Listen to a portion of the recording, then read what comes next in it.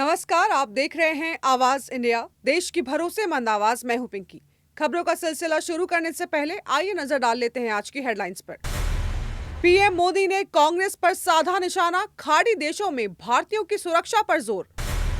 बहरामपुर में अधीर रंजन चौधरी पर हमला, चुनाव आयोग पहुंचे कांग्रेस नेता। राघव चड्ढा के सोशल मीडिया से गायब हुई मोदी विरोधी पोस्ट, सौरभ भारद्वाज के आरोप से मचा बवाल। और ओडिशा में देर रात महसूस हुए भूकंप के झटके, लोग घरों से निकले बाहर। अब खबरें विस्तार से।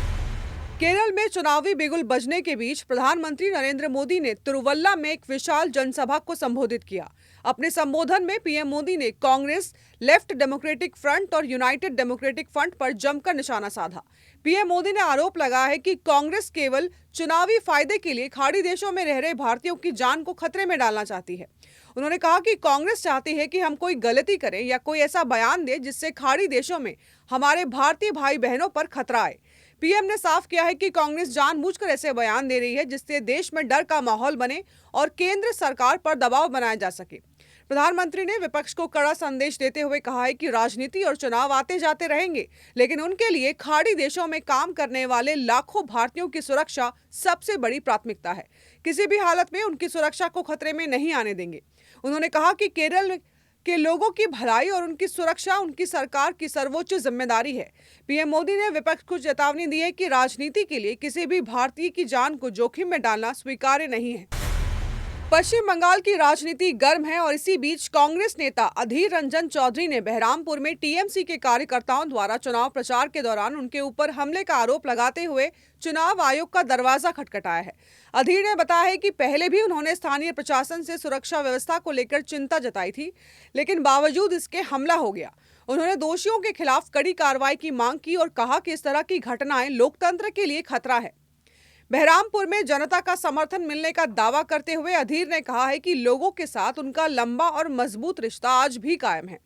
अधीर रंजन चौधरी ने टीएमसी सरकार पर विकास कार्यों में रोक लगाने का भी आरोप लगाया और कहा कि रेलवे से जुड़ी कई परियोजनाएं लंबित पड़ी हैं क्योंकि सत्ताधारी पार्टी उन्हें क्रेडिट नहीं दिलाना चाहती। उन्होंने जोर देकर कहा है कि पश्चिम बंगाल सरकार सियासी फायदे के लिए विकास कार्यों को रोक रही है। आपको बता दें कि अधीर 30 साल बाद बहरामपुर विधानसभा सीट से चुनाव लड़ रहे हैं और उनका मुकाबला भाजपा और टीएमसी के उम्मीदवारों से है। पश्चिम बंगाल में चुनाव 2 चरणों में 23 और 29 अप्रैल को होंगे, जबकि परिणाम 4 मई को घोषित किए जाएंगे। आम आदमी पार्टी के नेता सौरभ भारद्वाज ने दावा किया है कि सांसद राघव चड्ढा ने सोशल मीडिया प्लेटफॉर्म से अपनी पुरानी पोस्ट हटा दी है। उन्होंने कहा कि इन पोस्ट में प्रधानमंत्री नरेंद्र मोदी और बीजेपी की आलोचना की गई थी। भारद्वाज के मुताबिक अब चड्ढा की टाइमलाइन पर ऐसी कोई पोस्ट नहीं दिख रही। उन्होंने बताया कि बीजेपी और मोदी जैसे शब्द खोजने पर भी कुछ खास नहीं मिल रहा।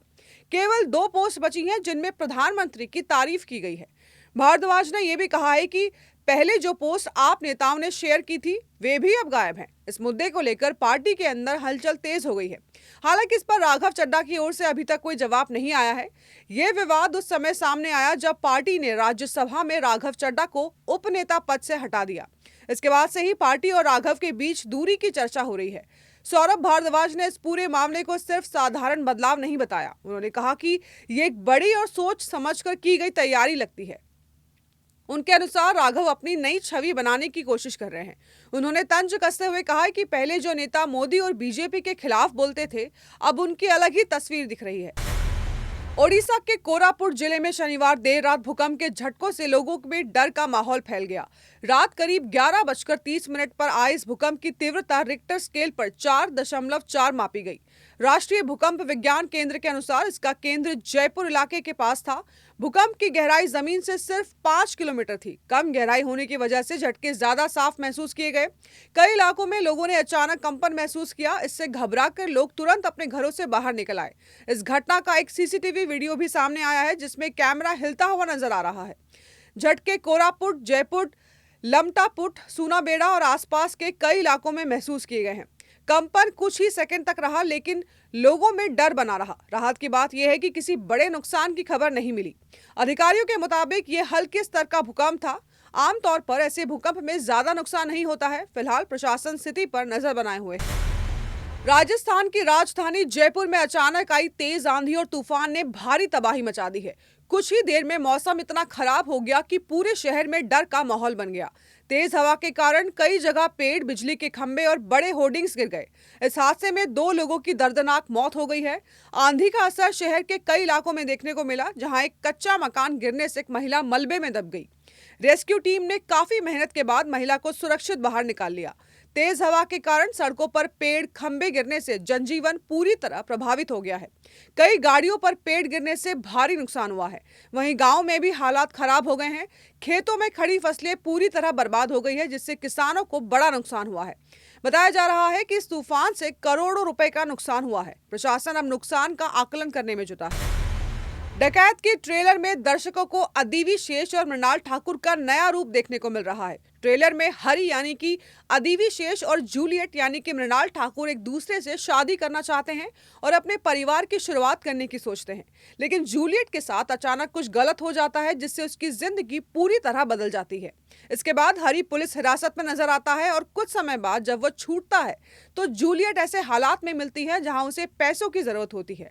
दोनों इस परिस्थिति में एक मिशन पर निकलते हैं और हरी अपने साथ हुए अन्याय की भरपाई करने की कोशिश करता है। ट्रेलर में उनके एक्शन और इमोशन का मिश्रण साफ दिखता है।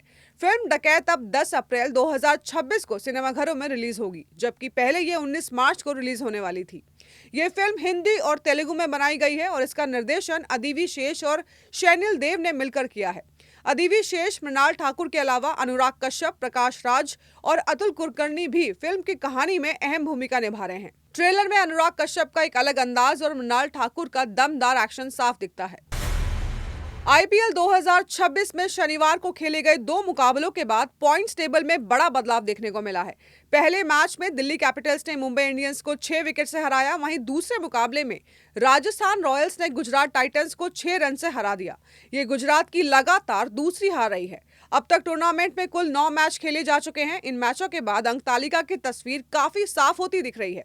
राजस्थान रॉयल्स ने अपने दोनों मैच जीतकर 4 अंक हासिल कर लिए हैं। उनका नेट रन रेट भी काफी मजबूत है। इसी वजह से टीम फिलहाल टेबल में पहले नंबर पर बनी हुई है। दिल्ली कैपिटल्स और पंजाब किंग्स के भी 4-4 अंक हैं, लेकिन उनका नेट रन रेट राजस्थान से कम है। वहीं रॉयल चैलेंजर्स बेंगलुरु भी अभी तक अजेय है और उसका रन रेट सबसे ज्यादा है। सनराइजर्स हैदराबाद और मुंबई इंडियंस के 2-2 अंक हैं, लेकिन मुंबई का प्रदर्शन थोड़ा कमजोर रहा है। गुजरात टाइटंस दोनों मैच हारकर नीचे खिसक गई है। Lucknow super joints, Kolkata night Riders और चेन्नई सुपर किंग्स अभी तक जीत का खाता भी नहीं खोल पाए हैं। खास बात यह है कि चेन्नई पॉइंट्स टेबल में सबसे नीचे है। इससे साफ होता है कि इस सीजन में मुकाबला काफी कड़ा होने वाला है। तो देश और दुनिया की बड़ी खबरों में फिलहाल के लिए इतना ही। जुड़े रहिए आवाज इंडिया के साथ, जल्द होगी मुलाकात। तब तक के लिए नमस्कार।